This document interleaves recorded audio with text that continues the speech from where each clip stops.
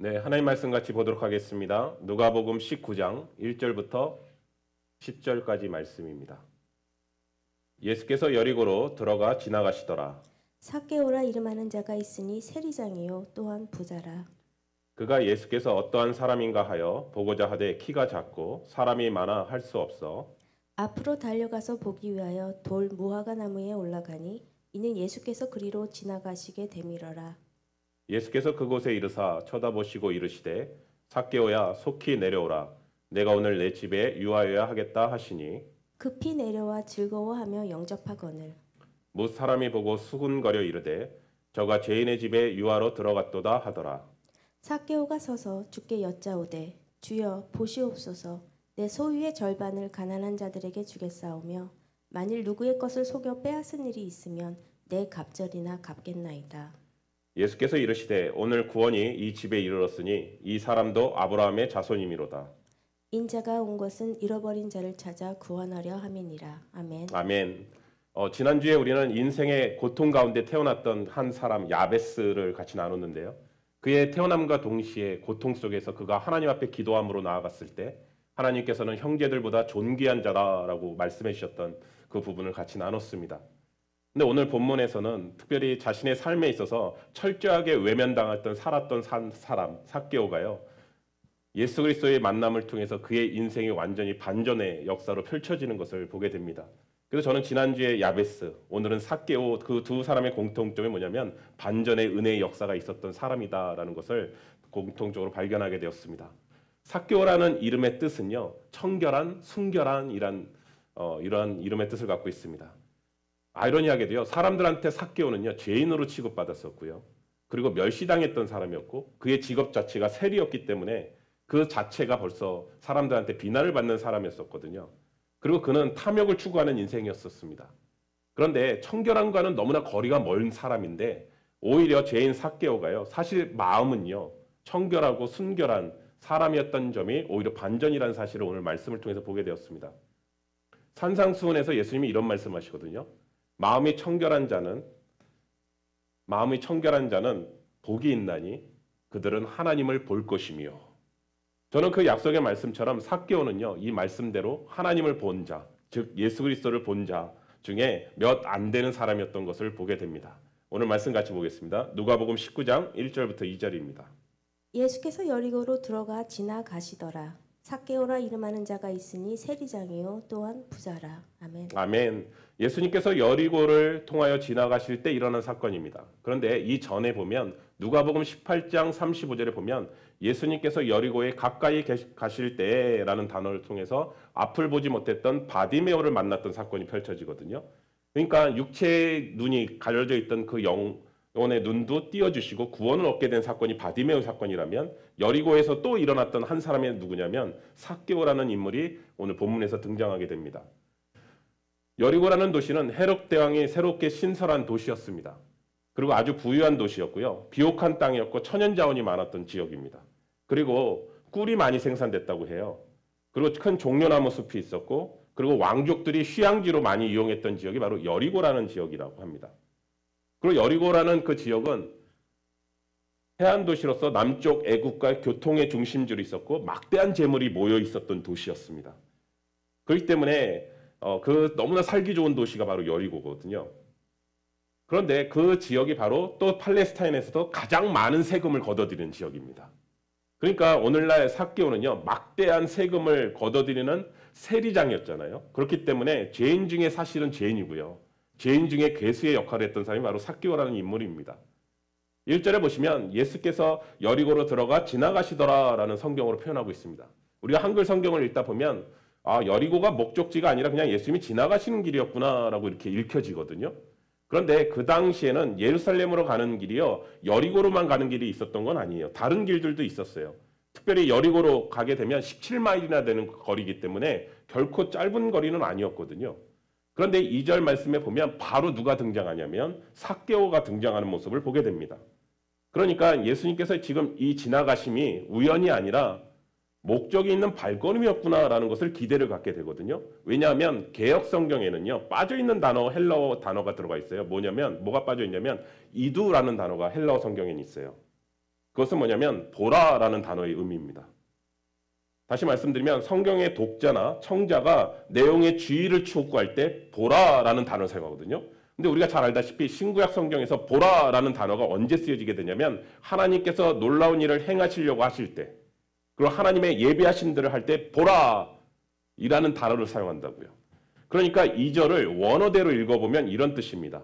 보라, 삭개오라는 사람이 이름이 있으니 세리장이요 그는 부자라라는 단어인 거예요. 그러니까 생략된 단어를 넣어서 읽게 되면 예수님께서 그냥 여리고를 지나가신 것이 아니라 마치 그 사람 삭개오를 만나기 위해서 그 길을 걸어가고 계시다라는 느낌이 확 다가오게 됩니다. 예수님이 이 여리고를 통과하는 이 장면은 우리가 요한복음 4장에서 보시면 예수님께서 수가성 여인을 만나는 장면이랑 연결이 되는 것 같아요. 갈릴리에서 유다로 갈 때 중간에 사마리아가 있었기 때문에 유다 사람들은 다 돌아서 갔거든요. 근데 예수님께서는 일부러 통행해서 가시거든요. 왜냐하면 수가성 여인을 만나러 가거든요. 사람들의 눈에는 그 여인은 부도덕하고 성적으로 문제가 있는 여인이었지만 그 여인의 깊은 내면은요, 하나님을 찾고자 하는 그 마음이 있었고 하나님을 향한 목마름이 있었던 여인이었던 것을 보게 되거든요. 이처럼 오늘 본문에서도 눈에 보인 것은 죄인이고요, 세리였고요, 정말 극악무도한 사람이었고 민족의 배신자였지만 예수님께서는 그 마음속에 있는 청결한, 순결한 그 마음을 만나러 삭개오를 향해 가고 있다는 것을 오늘 본문 말씀을 통해서 우리에게 나누고 있습니다. 삭개오가 세리장이었습니다. 그것은 로마로부터 세금을 걷어서 로마로부터 다시 세금을 돌려서 하는 역할을 했던 사람이고 세금 징수처에 많은 사람들을 관할하는 사람입니다. 그렇기 때문에 여리고는 막대한 세금을 걷어들이는 곳이었다고 제가 설명했는데요. 거기에서 재산을 모으기가 너무나 쉽지 않았을까요? 그리고 많은 돈을 해서 누가는 특별히 뭐라는 단어를 사용했냐면 그는 부자였다라고 단어를 사용하고 있거든요. 여러분, 유대인들에게 있어서 부는요 하나님의 축복으로 여겼어요. 그런데 세리와 같이 그러한 돈을 모으는 사람은 예외였습니다. 다시 말씀드리면 자기 동족의 피를 빨아서 부당한 그 세금을 걷어서 축적했던 그 사람들을 향해서는 유대인들은 그를 사람으로 취급하지 않았고 개라고 얘기했습니다. 그러니까 사실은 삭개오라는 이름으로 들려졌던 게 아니라 그냥 지나갈 때마다 개가 지나간다, 저건 정말 나쁜 개다, 말 이렇게까지 한 거죠. 그 당시에는요. 그러니까 그 상황 속에서 삭개오는 자신의 동족도 없고 피도 눈물도 없고 오로지 돈만, 그래 너희들이 날 그렇게 무시해? 난 돈을 계속 모을 거야. 너희들 고통받으면 나 상관없어. 나는 끝까지 모을 거야 하면서 나갔던 사람이었던 것이죠. 사실은요. 그런데 그의 내면에는요 하나님이 약속하신 그 그리스도를 뵙고자 하는 마음이, 그 마음속에 갈망이 있었던 것을 보게 됩니다. 예수님께서 그 비유로 이렇게 얘기하셨거든요. 하나님의 전에 올라가서 세리가 기도할 때 자신이 너무나 부끄러워서 고개를 들지 못한 채 울면서 나는 죄인입니다, 나를 불쌍히 여기소서라고 기도하는 그 세리의 그 모습을 보면서 삭개오의 모습도 먼 발치에서 예수님을 만나고자 하는 그 모습과 같이 연결이 된다는 생각을 하게 되었습니다. 우리 볼까요? 누가복음 19장 3절부터 4절입니다. 그가 예수께서 어떠한 사람인가 하여 보고자 하되 키가 작고 사람이 많아 할 수 없어 앞으로 달려가서 보기 위하여 돌 무화과 나무에 올라가니 이는 예수께서 그리로 지나가시게 되밀어라. 아멘. 아멘. 예수님 앞에 나아가지 못했지만 삭개오 편은 예수님 앞에 나가지 못한 두 가지 장애가 있었습니다. 첫 번째 장애는요, 키가 작다라고 표현합니다. 근데 여러분, 그냥 키가 작다 그러면 좀 작은 거 아닌가라고 하는데 그 헬라어 성경에 보면 아주 작다, 영어로 얘기하면 마이크로라는 단어 사용해요. 그러니까 평균 이하의 작음이에요. 어떻게 보면 장애가 있는 키 작음이에요. 또 하나는요, 많은 사람이 예수님 주변에 지금 따라다니잖아요. 그러니까 예수님 앞에 나아가는 데 있어서 걸림돌이 많았다라는 거예요. 근데 가만히 생각하면 우리가 예수님 앞에 나아갈 때요, 우리 역시도 나로 인해서 주님 앞에 나아가지 못할 때도 있어요. 왜냐하면 내가 너무나 아프거나 내가 너무나 힘든 상태거나 내가 시간적으로 너무 여유가 없거나 또 경제적으로 너무나 여유가 없어서 주님 앞에 못 나갈 때도 있거든요. 또 한편은요, 때로는 너무나 교회를 오고 싶어요. 정말 교회 자리에 나가고 싶어요. 그런데 사람 때문에 못 나갈 때도 있어요. 왜냐하면 저 사람 때문에 내가 상처받기 때문에 저 사람이 싫어서 교회에 못 나오는 사람들도 있어요. 그런데 삭개오를 한번 볼까요? 2절에 뭐라고 하냐면 앞으로 달려가서 보기 원하여 라는 단어를 사용하고 있어요. 다시 말씀드리면 삭개오에게 있어서 이러한 장애물은 장애물이 아니었던 것을 보게 됩니다. 왜냐하면 장애물보다요 갈망, 예수님을 보고자 하는 갈망이 더 컸기 때문에 그렇습니다. 아멘. 여러분 삭개오의 마음속에 오늘 이 예수님을 보려고 하는 그 장면이 마지막일지도 모른다라는 생각을 했을 것 같아요. 삭개오가 멀리서라도 예수님을 보고 싶었던 그 이유는 그 마음도 있었을 것 같아요. 예수님에 대해서 소문을 듣잖아요. 아, 예수님 하면 세리의 친구다. 세리들과도 잘 어울리셨거든요. 또 예수님의 제자 중에 세리 출신이 있거든요. 마태. 그 마태의 소식을 듣다 보니까 세리의 친구들이 다 모였을 때 예수님 같이 잔치를 벌이면서 같이 그 자리에 있었다는 소식을 들으니까 마음이 굉장히 편했을 거예요. 아, 나도 반겨주지 않을까? 라는 그 마음도 있었을 거예요. 누가는요. 삭개오를 향해서 강조하는 단어가 있어요. 예수님을 보기를 원했다. 보기를 원했다. 근데 이 단어가 바디메오도 예수님을 보고자 하대. 그 단어로 열망하는 것을 보게 되는 거거든요.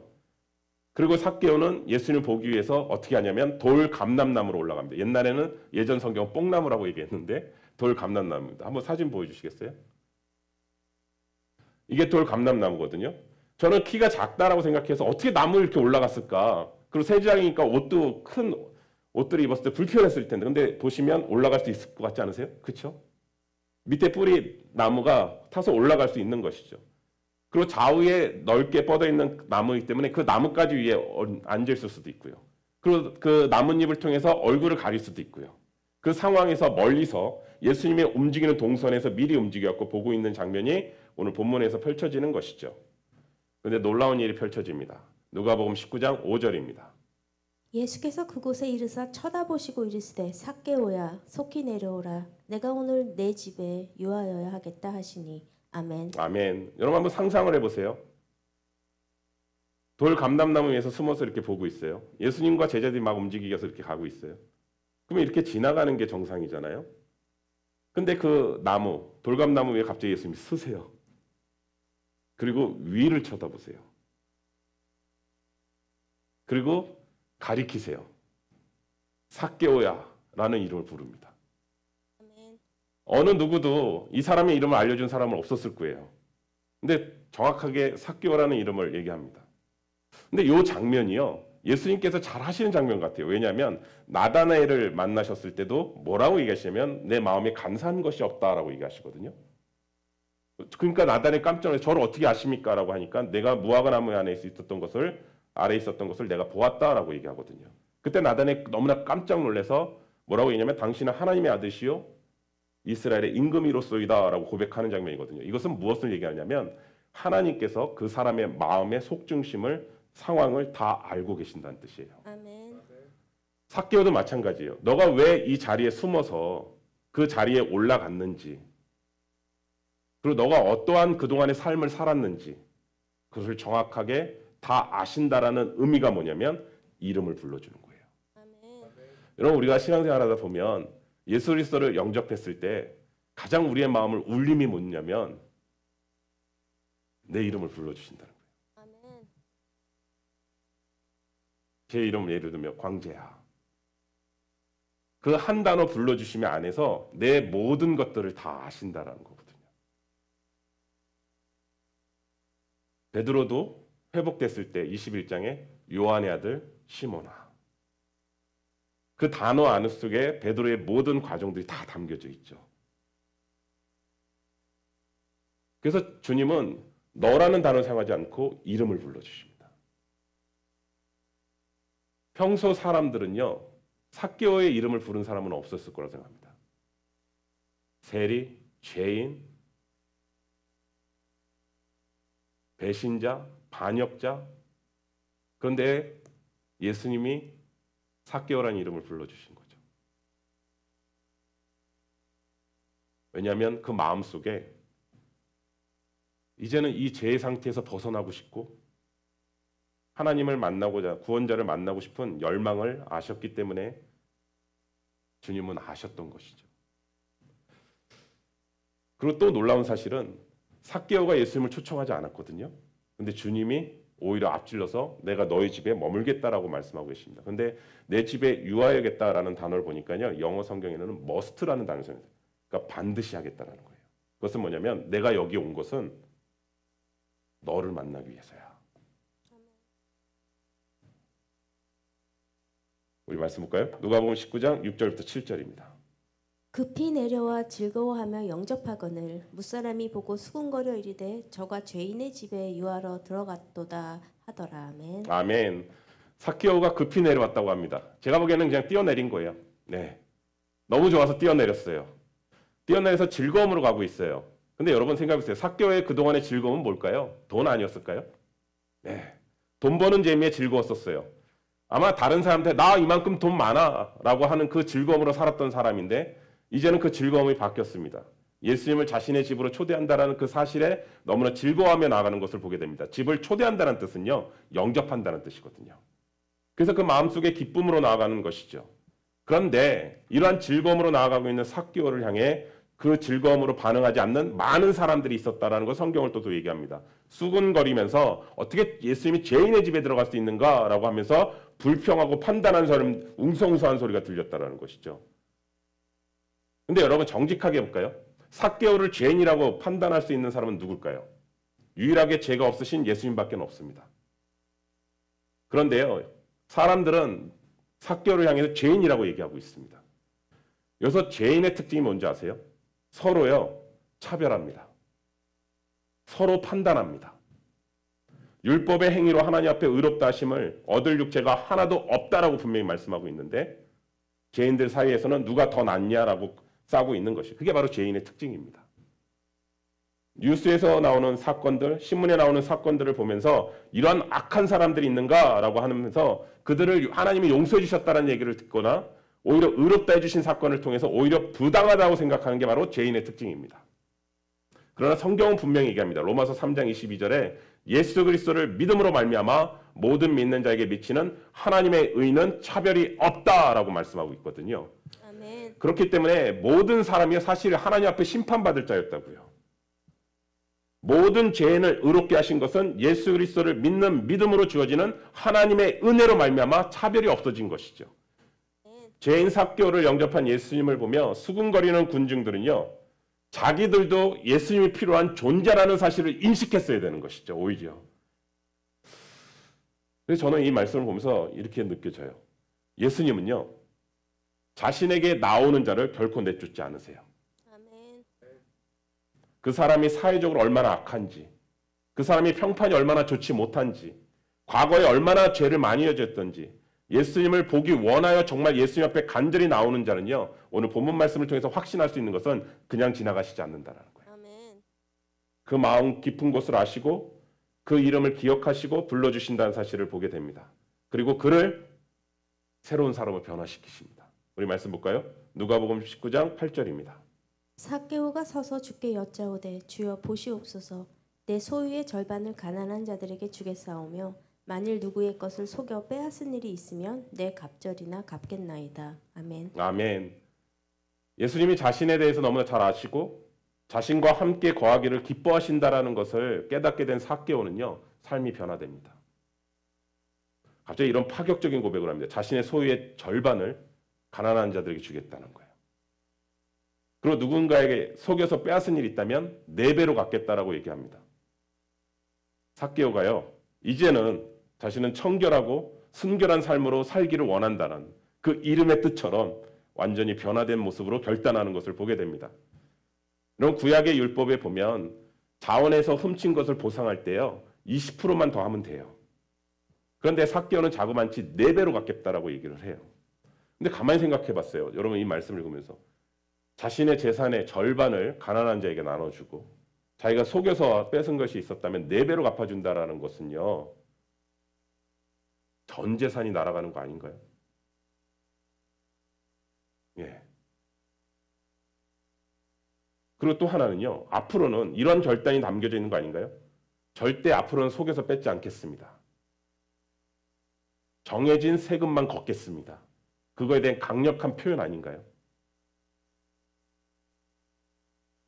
앞에서 다뤘던 바리새인들과 헤롯당원들은요, 세금을 징수할 마음도 없으면서 예수님 앞에서 이 세금이 가이사 어떻게 해야 됩니까? 가이사에게 해야 됩니까? 어떻게 해야 됩니까? 라고 드려야 됩니까? 말아야 됩니까? 라고 할 때 오히려 삭개오는 지금 자신의 세금을 걷어서 부유한 그를 아낌없이 다 내는 모습을 보게 됩니다. 근데 여러분, 우리가 하나의 강력한 명제가 하나 있다고 생각합니다. 예수님을 진정으로 만나면 누구든지 삭개오처럼 되지 않을까요? 아멘. 이게 바로 복음의 파워입니다. 예. 제가 우리 성도님들한테 자주 나누지만 김영희 선교사님이 말씀하신 거를 저를 다 한번 늘 생각하거든요. 뭐냐면 복음이 나를 변화시키지 못한다면 이 복음은 나에게 있어서 복음이 아니다. 네. 동의하시나요? 아멘. 예. 복음은요, 나를 변화시키는 능력이 있습니다. 옛날엔 돈의 노예였다고요, 삭개오는요. 근데 이제는 자유롭습니다. 옛날에는요, 나밖에 몰랐어요. 근데 다른 사람을 보기 시작했어요. 예수님을 만나자보자 참된 자유를 알게 됐어요, 진리를. 그리고 얼마나 예수 그리스도와 함께 거하고 있는 것이 중요한지를 알게 됐고 이전의 삶으로 되돌아가고 싶지 않은 거예요. 맞습니다. 우리가 하나님 안에서 거듭나게 되고 은혜를 알게 되면 예전의 삶으로 돌아가고 싶지 않은 거예요. 그리고 자기 재물을 하나님이 기뻐하시는 대로 사용하기를 원하는 거예요. 사람이 할 수 없습니다, 이 일은요. 그러나 하나님은 하실 수 있습니다. 아멘. 그런데 삭개오가 이런 고백을 현재 시제로 보는 주석가들이 있고요. 삭개오의 8절 고백을요, 헬라어 원본과 영어로 미래 시제로도 볼 수 있고 습관적인 시제로도 볼 수 있는 묘한 구조로 돼 있어요. 여기서부터 우리 성도님들 잘 주목해 주시기 바랍니다. 그러니까 다시 말하면 삭개오의 8절 한 고백이 미래 시제가 아니라 습관적 시제라면 지금까지 나는 그렇게 해왔습니다라는 고백으로 돼버려요. 그러니까 미래 시제로 우리는 계속 읽었었거든요. 그런데 신앙적 결단으로 보게 되는 거죠. 미래적 신앙이니까. 나 앞으로 이렇게 하겠습니다. 주님 이렇게 얘기가 아니라 누가의 용법상 습관적인 현재 시제로 번역하는 게 오히려 문법적으로 맞다라는 의견들이 있어요. 근데 영어 성경 중에 ESV 성경이 있거든요. 그 성경에서는요, 습관적인 현재 시제로 번역을 했어요. 다시 말씀드리면 과거서부터 현재까지 그 했던 모습으로 번역을 했다고요. 그러니까 그 영어 성경을 읽어서 번역하면 이런 뜻입니다. 삭개오가 서서 주께 여짜오되 보시옵소서 내 소유의 절반을 가난한 자들을 위해 주었고 만일 누구의 것을 속여 빼앗은 일이 있었다면 그것도 계속 4배나 갚아왔습니다라는 이야기라는 거예요. 이것은 율법 성경에 나와 있지 않은 수치인데요. 많은 해석가들이 성경을 읽다 보면 문법적인 해석을 배제한 채 문맥적인 해석만 우선시하다 보면 해석에 어려움을 겪을 때가 있다는 거예요. 근데 그때 문법적인 해석이 먼저 우선돼야 된다는 거예요.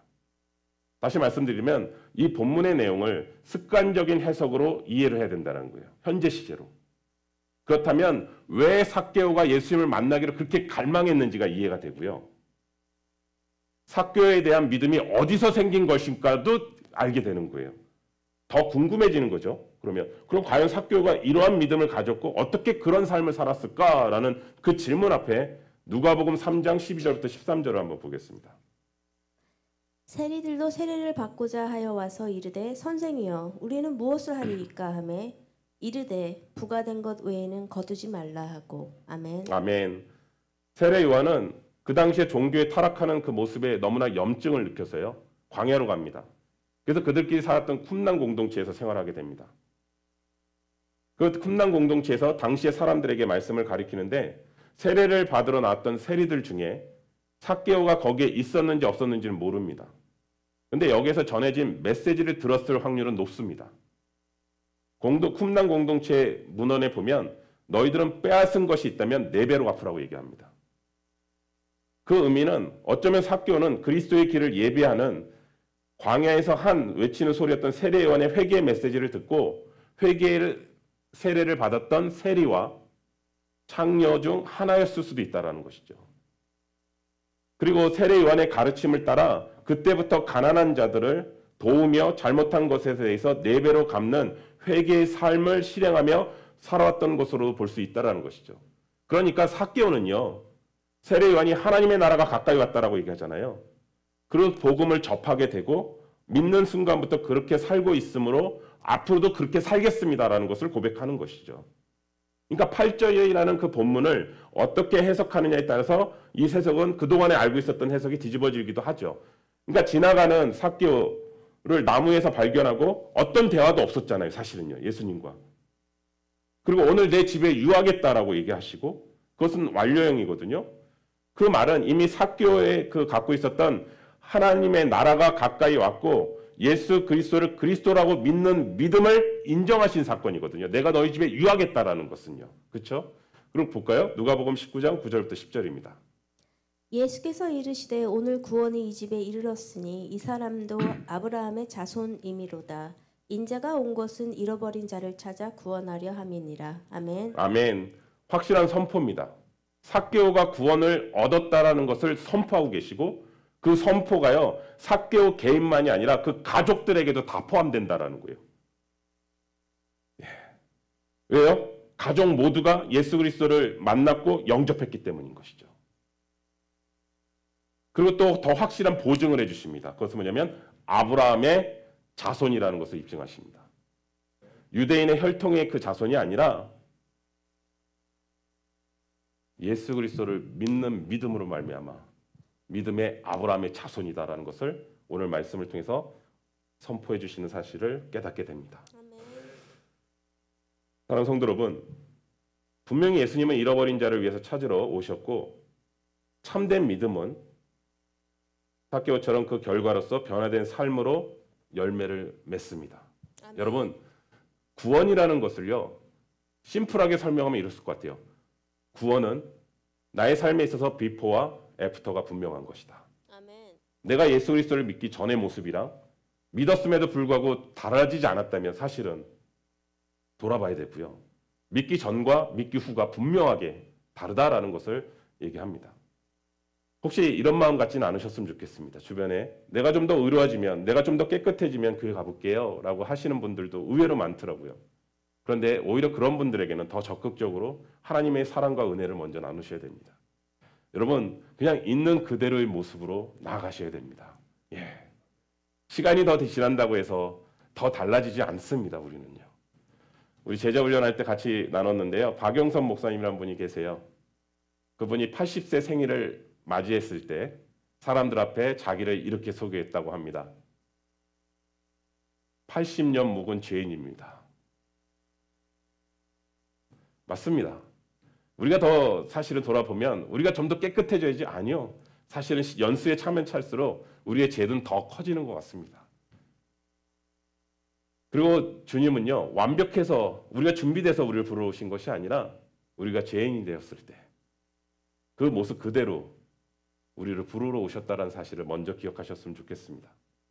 저는 우리 형제사랑교회가 하나님 안에서 정말 따뜻한 교회가 됐으면 좋겠습니다. 사람들 시선이 왜곡이나 서늘한 시선 없이 그냥 편안하게 예수님 앞에 나올 수 있는 교회였으면 좋겠습니다. 아멘. 그리고 예수님과 만남을 통해서요. 회복이 일어나는 교회였으면 좋겠습니다. 아멘. 그리고 한 사람 한 사람이 주님의 얼굴을 구하고 또 하나님 안에서 가족으로 세워져 나가고 또 변화된 삶으로 풍성한 열매를 맺는 시간이 되기를 소원합니다. 저는 오늘 이 자리에 계신 우리 성도님들 한 분 한 분 여러분의 처한 환경과 상황과 여러분들의 내면과 모든 것들은 주님이 아십니다. 아멘. 그리고 주님이 여러분 한 사람 한 사람의 이름을 불러주시고 여러분 한 사람 한 사람을 만나주실 뿐만 아니라 주님이 정말 기뻐하시는 정말 하나님의 사람으로 세워져 가는 그 모습으로 우리를 여전히 이끌고 계시다는 사실을 늘 잊지 않고 여러분들의 무너졌던 자리에서 주님께서 일으키시는 그 오른손을 붙잡고 다시 일어설 수 있는 우리 귀한 은혜가 되기를 예수 그리스도의 이름으로 축원합니다. 아멘. 우리 기도하겠습니다. 오늘 말씀을 통해서 같이 기도했으면 좋겠습니다. 혹시 하나님 안에서 내가 여전히 무너졌던 영역들이 있다면 내가 하나님 앞에 더 간절히 나아가지 못하는 영역들이 있다면 또 여전히 마음속에 눌림이 있는 것이 있다면 오늘 말씀을 통해서 다시 한번 돌아보는 시간이 되기를 원합니다. 주님을 더욱더 바라보며 주님께서 우리를 찾아오시고 또 만나주시고 또 일으켜 세워주신다는 사실을 다시 한번 믿고 의지하며 주님 앞에 함께 기도하는 시간을 갖도록 하겠습니다.